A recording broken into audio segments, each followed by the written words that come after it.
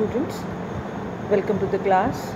This is Dr. Sanjana Sharma from the Department of English.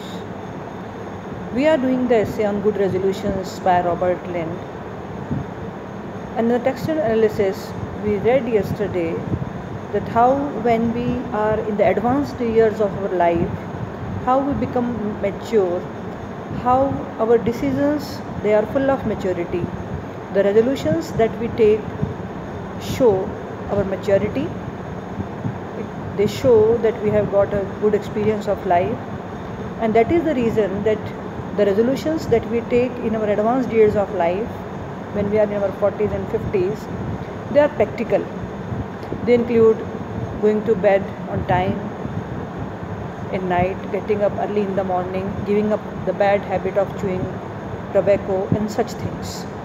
So when we are in the advanced years of our life, the resolutions that we take, they show our maturity, and these resolutions are realistic.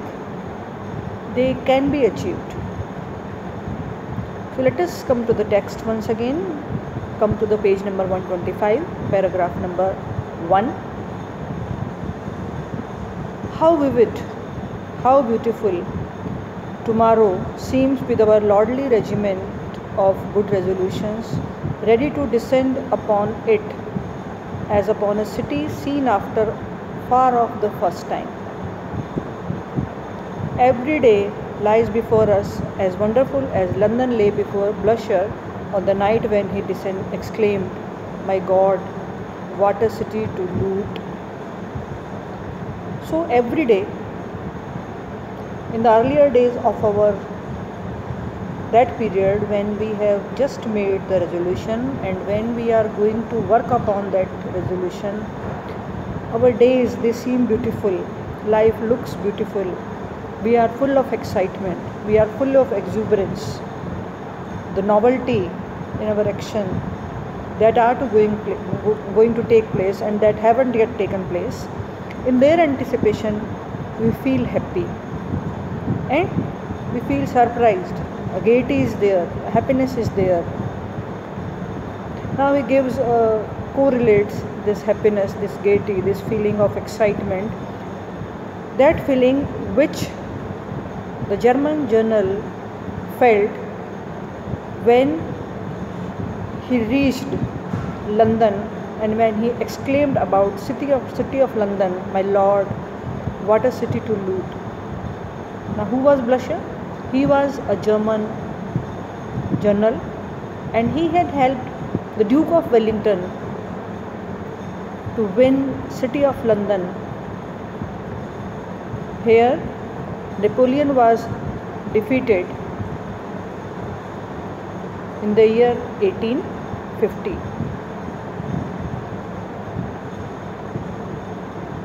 So when Blusher watches the city of London for the first time, he is stunned by the beauty, by the wealth of the city, and he exclaims, "What a city to loot!"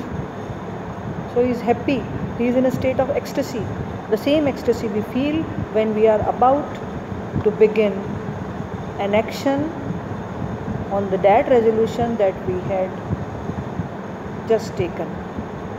Our life is gorgeous with tomorrows. It is all tomorrow. Good resolutions might be described as in the words which a cabinet minister once described journalism as the intelligent anticipation of events. They are, however, the intelligent anticipation of events which do not take place. They are the April of virtue with no September following. Good resolutions might be described as in words which a cabinet minister once described journalism as the intelligent anticipation of events. Our life is gorgeous with tomorrows. Whenever something nice is to be done that requires hard work on our part, what do we generally say? We usually say that I am going to begin this task from tomorrow. So these tomorrows, they are full of anticipation, beautiful anticipations, exuberance and excitement. And we think that from tomorrow onwards, I am going to do this novel new task. They are, however, the intelligent anticipation of events which do not take place. They are the April of virtue with no September follow-up. So when we talk of tomorrows, when we say that I am going to begin this task from tomorrow morning, these tomorrow usually never come in our life. The exuberance, it fades away, the excitement fades away, we become lazy and we shun the task. On the other hand, there is much to be said for putting a good resolution into effect now and then. There is a brief introductory period in most human conduct before the novelty has worn off, when doing things is almost, if not quite, as pleasant as thinking about them. So, in the earlier days of our action plan, when the action has been made but the implementation remains, before the implementation we feel excited, we feel a novelty in our routine, we feel a new power and strength, we feel excited that yes, from tomorrow onwards this thing will begin and this will be the change in my life, this will be the change in my attitude, this will be the change in my aptitude, and people's opinion about me will change altogether when I will accomplish this task. This nice thing will happen to me, this will be the change in my life. But usually what happens, this tomorrow never comes. Thus, if you make a resolve to get up at 7 o'clock every day during the year, you should do it on at least one morning. So if you have decided to wake up the whole next year early in the morning, authors say just do it once or twice, not more than that. If you do, you will feel so surprised with the word and so content with your own part in it that you will decide to get up at 7 every morning for the rest of your life. So, if you get up early on that particular day, you will feel yourself to be in a different world.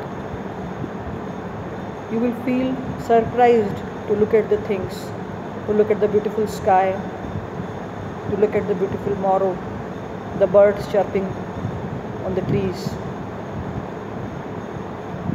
And when you will feel this surprise, this pleasant surprise, then you might decide to get up early every morning. But do not be so rash. But he says don't do so. Getting up early, if you do it seldom enough, is an intoxicating experience. But before the intoxication fades and only the habit is left. But if you keep waking up early every morning, then the intoxication, the excitement, the exuberance, the novelty, it fades away. It is no more there. And getting up early becomes a habit of our character. So the excitement is gone, the habit remains, and our mornings are no more that much exciting. We don't find the chirping of birds that melodious that we once felt to be, and novelty is gone. So excitement fades away, exuberance fades away, and we become habitual, and getting up early in the morning, it gives somewhat boredom to our life. So students, this much for today. We will continue the textual analysis tomorrow. Thank you very much.